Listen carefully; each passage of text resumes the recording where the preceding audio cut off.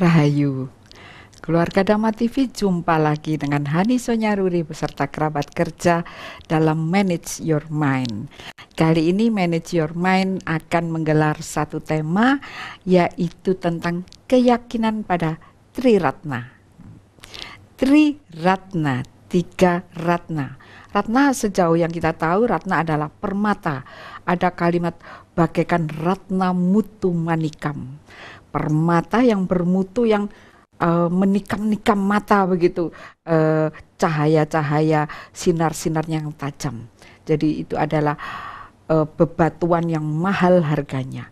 Nah, di dalam agama Buddha mengajarkan tentang keyakinan terhadap Triratna. Triratna itu sendiri siapakah dan apakah, kita perlu mengerti, kita perlu tahu begitu berhargakah permata-permata ini, Triratna. Baik, keluarga Dhamma TV telah hadir di studio, yaitu Sang Pertapa Maha Mulia Bante Tejapunu dari Surabaya. Kita sapa dahulu beliau. Rahayu Bante. Rahayu. Baik-baik keadaannya Bante? Terima kasih, selalu kondisinya begitu, harapannya. Begitu harapannya. Kami juga mengharapkan kepada Ibu, kepada pemirsa Dhamma TV dimanapun berada, semoga senantiasa sehat-sehat, walafiat, bisa beraktivitas dengan baik untuk menjalankan kewajiban, tanggung jawabnya, sehingga bisa hidup tenang, tentram, damai, dan selalu berbahagia. Oh ya, tentu apabila tenang, tentram, damai, bahagia, berakibat juga pada kemaslahatan seluruh umat di dunia, juga kemaslahatan bagi bangsa Indonesia. Betapa amburadulnya bangsa saat ini, tetapi bisakah apabila satu persatu diri ini mengerti tentang apa sebenarnya Triratna dalam agama Buddha, dan apakah Triratna ini bisa diterapkan untuk orang-orang non-Buddhis? Kita tanya pada ahlinya. Baik, Bante Tejapunu, Triratna apa artinya, Bante? Ya, baik. Jadi seperti menjadi satu dasar keyakinan bagi umat Buddha, bahwa umat Buddha ini meyakini bahwa Triratna atau Triratna ini sebagai pelindung hidup mereka. Setiap ketemu para biku atau bahkan di depan altar Buddha, mereka mengucapkan pernyataan perlindungan kepada Buddha, Dhamma, dan Sangha yang dikatakan Triratna. Ratna, Triratna atau Triratna. Triratna tadi ya, jadi ya. 3 perlindungan yang akan didapatkan dari umat Buddha, yaitu dari Sang Buddha, Dhamma, dan Sangha. Tentu kita masih bodoh-bodoh nggak mengerti gitu ya tentang Buddha, Dhamma, dan Sangha. Mohon diperjelas satu persatu, Bante, monggo. Ya, baik. Jadi dasar-dasar keyakinan kepada yang perlu diyakini itu diterapkan, ditekankan untuk kita pelajari, untuk kita mengerti, supaya kalau kita yakin itu benar-benar yakin, untuk kemudian kita praktekkan tanpa ada keraguan-raguan. Sehingga kalau kita tidak ragu-ragu, kalau mempraktekkan sesuatu pasti dengan ketulusan hati, dengan kesungguhan hati, dan hasilnya pasti akan lebih baik daripada kalau kita melakukan sesuatu dengan setengah-setengah, dengan ragu-ragu. Nah, maka dari itu kalau kita mengatakan bahwa dasar keyakinan agama Buddha salah satunya adalah kepada Triratna atau Triratna, maka kita harus mengetahui terlebih dahulu sesungguhnya Triratna itu apa dan siapa tadi. Kalau kita tidak tahu, mana bisa kita mau yakin. Karena begitu kita meyakini bahwa Triratna itu adalah pelindung kita, kita seperti hanya juga menyerahkan hidup kita kepada yang kita yakini itu. Kalau keyakinannya benar, ya tidak apa-apa. Tapi kalau sampai keyakinannya salah, nanti hidupnya juga akan menderita. Seperti itu. Maka kita harus tahu dengan jelas Triratna dulu. Triratna adalah Buddha, Dhamma, dan Sangha. Buddha itu artinya apa, Bante? Artinya adalah sadar. Wong urip kuwi wong harus sadar dengan dirinya sendiri, sadar dengan apa yang dia lakukan, dengan tujuan untuk mencapai kesadaran yang mulia, kesadaran yang agung. Seperti itu. Jadi banyak orang kalau misalnya tidak sadar, tentu saja kehidupannya itu sengsara, kehidupannya salah kalau tidak memiliki kesadaran. Makanya kalau ada orang ngamuk-ngamuk, marah-marah, banting ini, banting itu, iling, sadaro, sadar, begitu. Jadi supaya sadar. Kalau begitu sadar aja, dia langsung berhenti marahnya. Tapi kalau tidak sadar, dia akan terus ngamuk. Jadi sesungguhnya sadar itu bisa diistilahkan orang yang telah mencapai kesadaran. Itulah Buddha. Buddha itu adalah orang yang telah mencapai kesadaran. Dan siapapun kalau misalnya setiap hari, setiap waktunya sadar, dia adalah Buddha. Orang Buddha. Iya, orang Buddha. Tapi kalau dia tidak sadar, ya tentu saja dia bukan Buddha. Buddha karena artinya Buddha itu tadi ya sadar itu, orang yang sadar. Ya. Jadi ini diterapkan oleh siapapun boleh, mau agama keyakinannya tinggal di manapun dia harus punya kesadaran. Sadar pada saat berpikir, mikir pada saat muncul pikiran, ini pikiran apa ini? Pikiran baik atau tidak baik, bermanfaat atau tidak bermanfaat. Jadi kita selalu memonitor gitu Bante. Memonitor. Dengan kondisi kesadaran kita memonitor pikiran kita. Oh, ini pikiran yang baik, ini yang benar, ini yang bermanfaat. Saya harus menerapkan ini, harus melakukan ini, yang baik, yang benar, yang bermanfaat tadi. Jadi kesadaran ini mengontrol untuk kita bisa mengetahui apa yang kita pikirkan, apa yang kita lakukan, dan apa yang kita ucapkan. Kapan Bante kita perlu memiliki kesadaran, memiliki jiwa Buddha ini? Kapan saja, di mana saja. Terus-terusan boleh Bante? Itulah yang diperlukan, itulah yang harus kita tekankan. Kita berjalan harus dengan kesadaran. Kalau orang jalan tidak sadar gimana Bu Ani? Ya oleng, manting begitu. Ya. Orang bawa kendaraan kalau tidak sadar bagaimana? Bisa menubruk. Bisa nubruk, bisa bahaya di sana. Makanya ya kalau memang di jalan itu meskipun kita sadar kan banyak orang yang tidak sadar. Kalau kita sadar dan juga ada yang tidak sadar itu juga bahaya juga. Tapi ada kalimat sing waras ngalah. Sing waras ngalah. Jadi itu berarti Buddha betul nggih? Iya. Itu kan kalau berarti orang dia sadar. Daripada tempur sama-sama menderita, lebih baik yang sadar sing waras ngalah. Luar biasa keluarga Dhamma TV. Biasa kita dahulu mendengar wong Buddha gitu ya. Wong Buddha itu lugu begitu. Jadi kalimat-kalimat itu ternyata kita dapatkan dari Bante Tejapuno saat ini bahwa Buddha itu sadar. Ya, jadi Buddha itu bisa diistilahkan budi utomo. Budi utomo. Jadi berbudi yang luhur. Seperti itu. Diawali dari memiliki pikiran yang luhur, memiliki tutur kata yang luhur, perilaku yang luhur. Enggak luhur malu Bante kalau gitu. Ya, begitu namanya melakukan sedikit sleh, istilah sleh ya kalau bahasa Belanda. Sedikit sleh, terpeleset sedikit sudah Re Dharma Santi, malu berbuat tercela. Namanya juga manungso itu harus benar-benar ngerti manungso itu. Jadi apa namanya orang yang memiliki pikiran yang luhur harus tunjukkan bahwa kita itu benar-benar manusia. Karena memang terkadang ada manusia yang sifat-sifatnya itu tidak seperti manusia, begitu. Jadi tunjukkanlah bahwa kita itu manusia yang punya peradaban yang lebih tinggi daripada makhluk yang lainnya, yang tentu saja keluhuran-keluhuran budi pekerti lebih ditonjolkan. Itu berarti orang itu memiliki jiwa Buddha kalau sampai bisa memunculkan budi pekerti yang luhur tadi, yang utomo tadi. Yang utomo, ya itu yang disebut wong Buddha. Itu biasa dalam bahasa Indonesia, dalam bahasa Jawa gitu.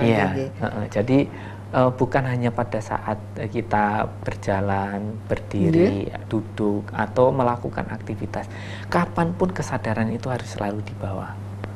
Kita kerja dengan penuh kesadaran. Kalau kita kerja dengan penuh kesadaran, hasilnya bagaimana?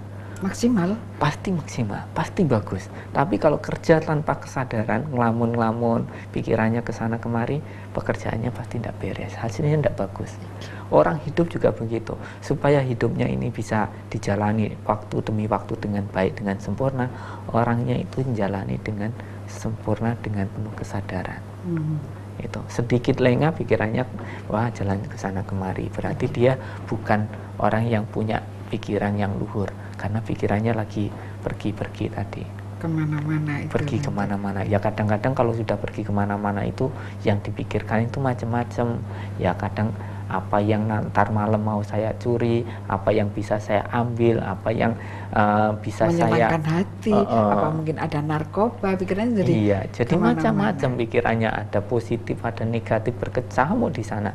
Tapi kalau misalnya memang dia punya kesadaran, kalau pikirannya positif muncul, dipertahankan, dikembangkan untuk dilakukan.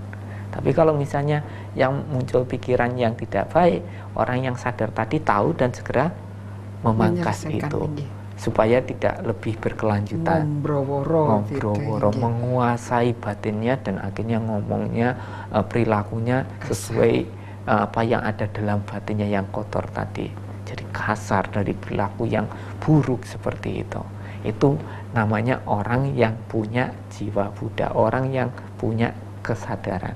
Maka ada istilahnya bahwa sebahagia-bahagianya orang yang lengah, lebih berbahagia adalah dia yang selalu memiliki kesadaran. Sadar. Jadi kita harus memang selalu memiliki kesadaran di dalam kehidupan kita sehari-hari ini. Tansah eling lan waspada. Waduh, tansah sadar, selalu sadar. Kita kupas lagi untuk segmen berikut ini lebih dalam lagi. Jangan kemana-mana, saya segera kembali.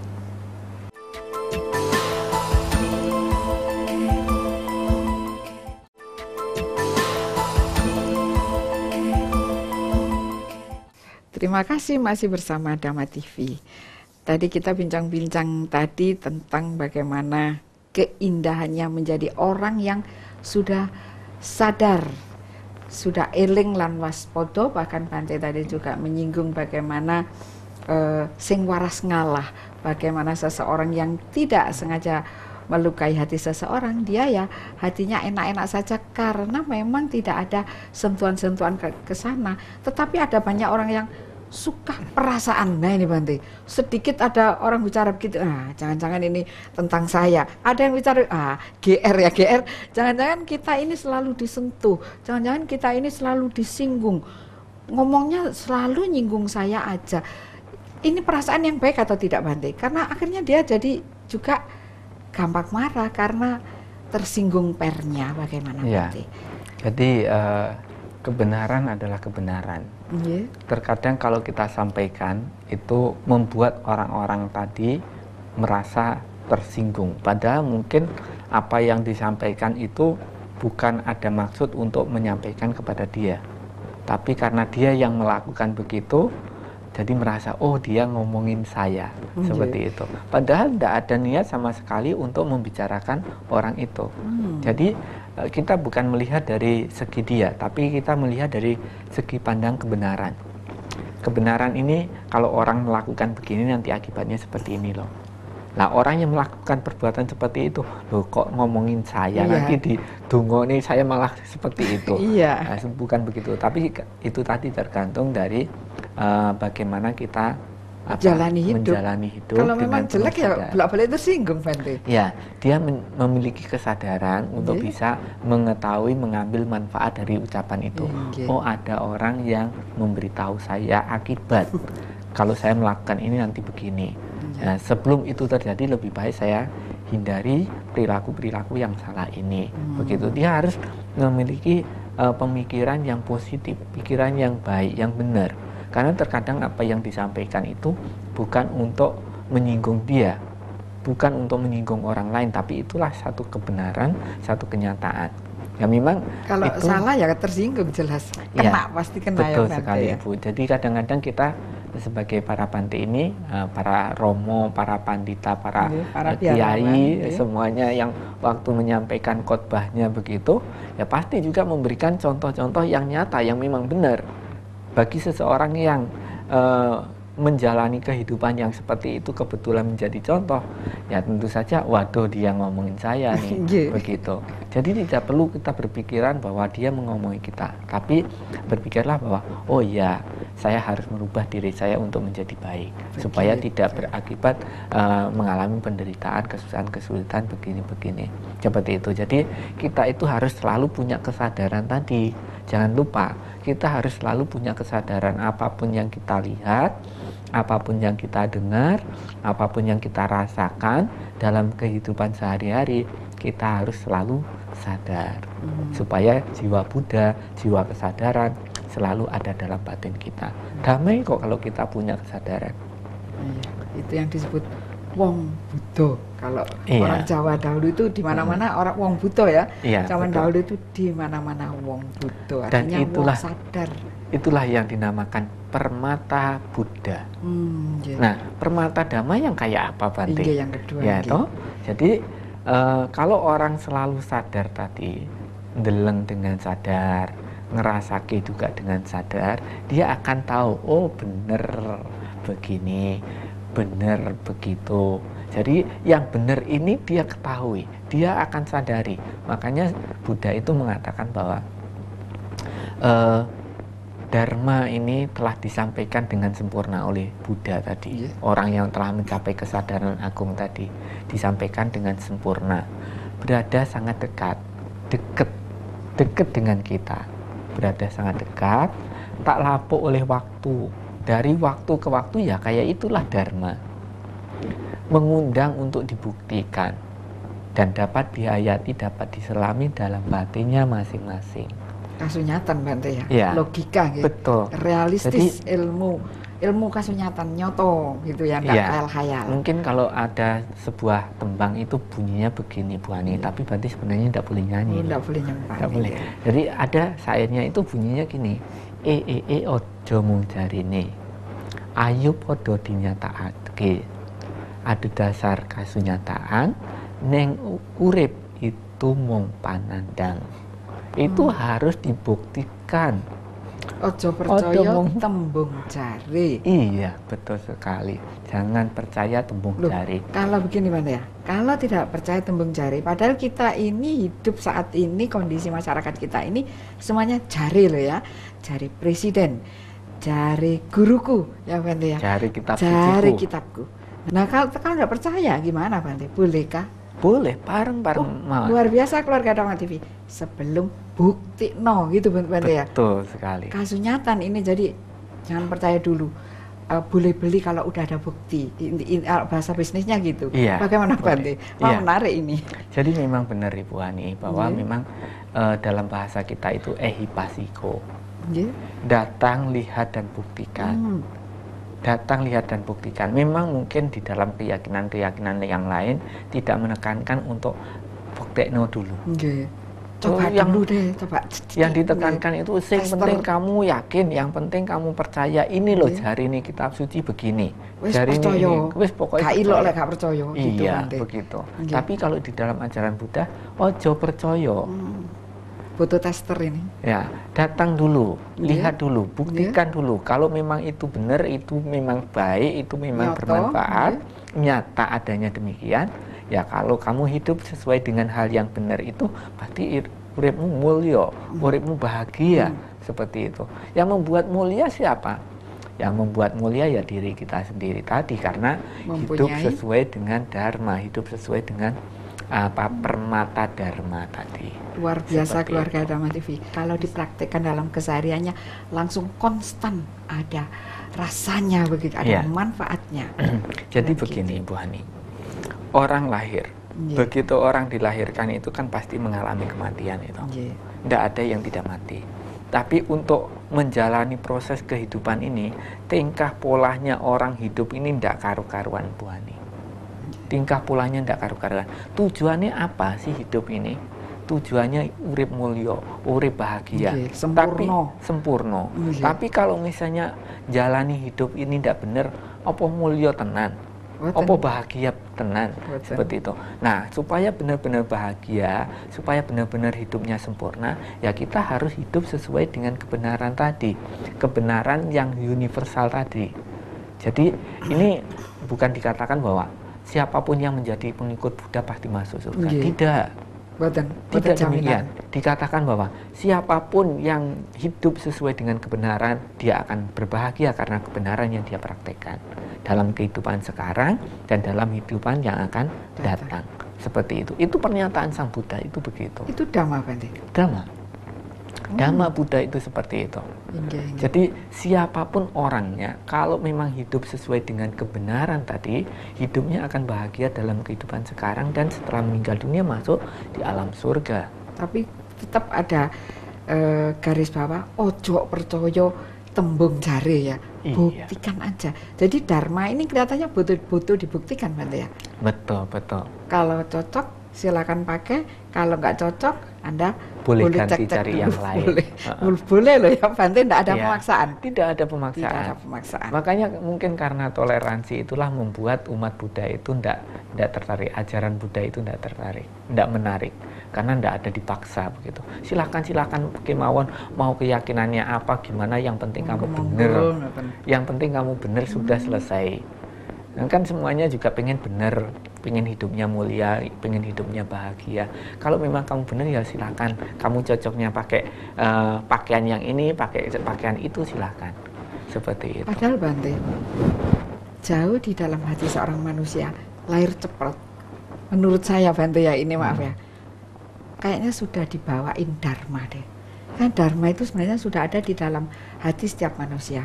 Karena ketika seorang manusia akan mencuri, Bante, sudah ngeredek dulu, Bante. Apalagi kalau sudah mengambil.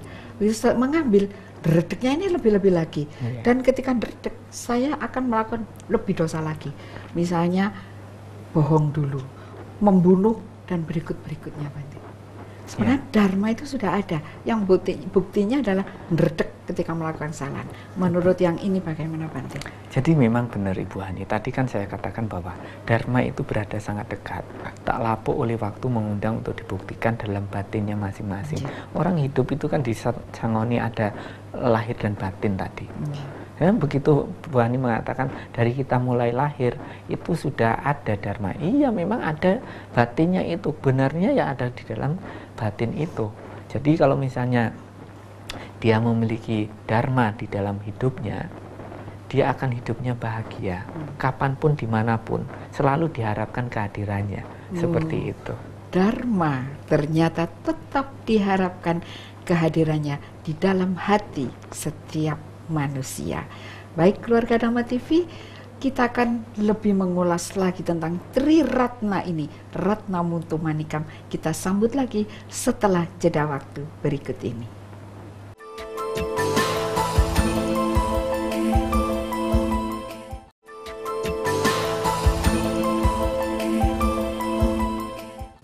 Terima kasih bersama Manage Your Mind. Tri Ratna, kali ini temanya keluarga Dhamma TV, permata-permata yang mulia yang perlu dibawa di dalam kehidupan ini pada setiap hati manusia. Kita sampai pada segmen ketiga. Bante, kita tadi sudah berbicara tentang Buddha yang artinya juga kebenaran ya, kesadaran, tentang kesadaran, sadar, waras, eling, waspada itu nggih Bante nggih. Kemudian yang kedua adalah tentang Dharma, ajaran kebenaran. Jadi wis sadar, ajaran ini bener, laku ini bener. Jadi artinya sudah sadar, sudah eling, waspada, perilakunya betul. Nah ini yang ketiga, Bante, menapa Bante? Monggo. Ya, jadi kalau orang tadi memiliki kesadaran, Bu Hani, di dalam pikiran, ucapannya, perilakunya itu selalu sadar, dia akan mengetahui kebenaran. Kalau orang itu hidup sesuai dengan kebenaran itu, dia akan hidupnya bahagia. Ya, dia akan memiliki permata Dharma. Siapa yang melindungi dia? Perbuatan dia yang benar tadi. Jadi bukan senjata, kesaktian segala macam itu bukan. Baju anti peluru? Bukan itu juga. Yang membuat kita bisa benar-benar terlindungi adalah perbuatan kita sendiri. Kalau memang kita bertindak Allah, ya pasti cidro, pasti menderita karena perbuatan kita sendiri. Tapi kalau memang perbuatannya benar, ya pasti mulia hidupnya, pasti bahagia hidupnya. Cocok dengan peribahasa yang mengatakan bejo cilaka kuwi saka patrapmu dhewe. Ya. Bahagia dan celaka itu dari perilaku Anda sendiri. Iya, sederhana ya Bante, tapi kok pas. Itu dharma seperti itu sebenarnya universal, Bu Ani. Siapapun orangnya, tinggal di manapun dia, punya KTP mereknya apa, terserah. Itu masalah Anda. Tapi begitu kita mempraktekkan, punya kesadaran, melihat kebenaran, bisa hidup sesuai dengan kebenaran, itulah yang melindungi kita. Kita punya permata dharma. Nah, kalau orang sudah hidupnya itu sesuai dengan kebenaran, Bante, apa yang terjadi berikutnya?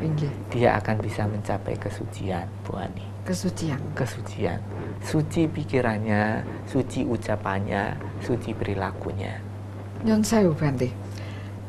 Suci ucapannya, suci perilakunya, suci perilakunya, suci perbuatannya juga ya, Bante ya. Iya. Pikirannya, ucapannya dan perilakunya suci. Karena kalau menurut saya orang-orang yang melakukan dua tadi, Bante, biasanya mereka tuh punya karisma, Bante. Apakah karisma ini akibat dari yang batin ngendika? Akan apa yang bagaimana, Bante? Iya, betul sekali, Bu Ani. Jadi batinnya ini tadi sudah digosok dengan kesadaran tadi. Dengan kesadaran. Jadi tidak segampang kotoran itu masuk untuk ngotorin batinnya, itu tidak segampang itu. Dia punya saringannya, filternya. Begitu ada hal yang buruk, yang negatif, yang tidak bermanfaat, dia bisa hilangkan itu. Secepat itu, karena dia memiliki kesadaran, dia secepat itu bisa membersihkannya. Beda dengan kita yang jarang punya kesadaran, Bu Ani. Begitu ada kotoran gitu, oh rasanya enak ya, udah dibiarkan aja, dimasukin aja, terus biarin aja. Begitu menderita, oh kok jadi kayak gini toh, bolote akeh. Iya, bolote akeh, begitu jadi menderita. Jadi itu bedanya. Orang yang selalu punya kesadaran tadi, begitu ada kotoran bisa dibersihkan, seperti bisa dibersihkan. Sama seperti hanya kalau kita ada di rumah itu sering bersih-bersih. Tiap hari dipakai barang itu, tiap hari dibersihkan, rumahnya menjadi bersih. Tapi kalau misalnya tiap hari dipakai, bersihkan seminggu sekali, sebulan sekali, setahun sekali, ya kotorannya nempel, Bu Ani, banyak sekali. Kalau kita ke sana mungkin alergi, cepat alergi. Jadi, tapi banyak orang alergi, Bante. Iya. Dekat dengan orang yang batinnya kotor, perilakunya kotor, itu rasanya kita selalu tiba-tiba membangun tembok tanpa kita sadari. Seperti itu, Bante. Tentang yang ini tadi hasil gitu, Bante ya. Iya, Sangha itu hasil dari dua hal ini. Jadi kalau dikatakan bahwa sebenarnya sangga itu adalah persamuan, kumpulan orang-orang yang suci, praktek untuk mencapai kesucian itu. Jadi makanya di sana itu ada istilahnya, ada samuti sangga dan arya sangga. Samuti sangga itu adalah kumpulan orang-orang yang berjuang tapi belum mendapatkan hasil. Jadi ngumpul aja untuk sharing-sharing, untuk belajar, untuk mempraktekkan sampai akhirnya mencapai kesucian. Itu kalau belum mencapai kesucian itu namanya samuti sangga. Tapi kalau kita misalnya sudah mencapai kesucian kemudian ngumpul-ngumpul dengan orang yang sama-sama mencapai kesucian, itu namanya arya sangga. Arya sangga. Jadi seseorang yang telah punya kesadaran, memiliki hidup sesuai dengan kebenaran dharma tadi, akan memperoleh kesucian. Dan kalau orang sudah mencapai kesucian ini, ngumpul dengan yang lainnya ya sama aja. Sama seperti halnya ini air sungai dari Brantas, ini air sungai dari apalah, manalah, gunung apa, begitu. Begitu sampai di lautan, namanya air laut. Sama begitu, bukan lagi menggunakan atribut ini air dari sini, ini air dari sini, bukan. Tapi begitu sudah mencapai kesucian, sama, Bu Ani. Kembali kepada kesucian yang artinya itu nol, Bante ya. Artinya sudah tidak ada lagi keinginan keduniawian, begitu, Bante? Ya, Seperti itu. Jadi dia sudah memang bersih. Kalau dia misalnya sudah masih hidup Bante, bagaimana? Dia menjalankan apa yang memang sepatutnya dia lakukan. Tapi itu hanya sebagai kiriya, sebagai perbuatan yang tidak disertai dengan kebencian, keserakahan, nafsu, keinginan, ataupun kebodohan. Itu hanya gerakan aja. Gerakan ya. Ya, misalkan ada makanan apa yang disajikan pembantu, cuman ada ini, ya udah taruh di situ saya makannya gitu Bante ya. Tidak, waduh saya mau saya mau telepon. Kurang pedas, kurang asin, kurang apa? Enggak ada begitu Bante. Jadi itu dia yang disebut makan Arya Sangha. Orang itu adalah orang, kalau itu dari bahasa awamnya masalah makanan. Tapi kalau orang yang memang benar-benar sudah mencapai Arya Sangha, mencapai kesucian tadi, batinnya itu benar-benar sudah bersih. Bisa diistilahkan pekerjaannya sampun selesai, sampun semeleh, sampun mantun, sudah selesai sudah. Jadi hanya makan untuk hidup, bukan hidup untuk makan ini Bante ya. Dia akan bisa memanfaatkan sisa-sisa hidupnya ini, karena ini adalah kelahiran yang terakhir. Beliau tidak akan terlahir di alam manapun lagi. Jadi karena tidak memiliki nafsu-nafsu itu duniawi lagi, kama tanha, bawa tanha, nibawa tanha ini sudah terkikis dengan habis, maka beliau ya tidak akan ada kelahiran lagi di alam-alam berikutnya. Jadi beliau sudah selesai tugasnya. Dan kalau misalnya menjalankan kehidupan hanya sebagai gerak dari orang hidup itu saja, selesai sudah. Dan mungkin apabila wafat mungkin istilahnya naik kelas Bante ya. Sudah selesai, sudah tamat. Kalau orang-orang kuliah itu sudah selesai kuliahnya. Jadi tidak ada kerjaan lagi, tidak ada tugas lagi untuk dia selesaikan. Itu kalau orang sudah mencapai kesucian. Tapi itu ngomongnya sudah terlalu tinggi Bu Hani. Kita sekarang ngomongnya di alam manusia aja, sekarang di alamnya orang-orang yang sekarang yang bagaimana biasa. Mau belajar, kemudian praktek untuk mencapai sana. Nanti kalau kita ngomong yang tinggi-tinggi tadi diteruskan Bu Hani, gitu. Gitu, jadi kita harus melihat yang di sini saja. Ini namanya apa Bante?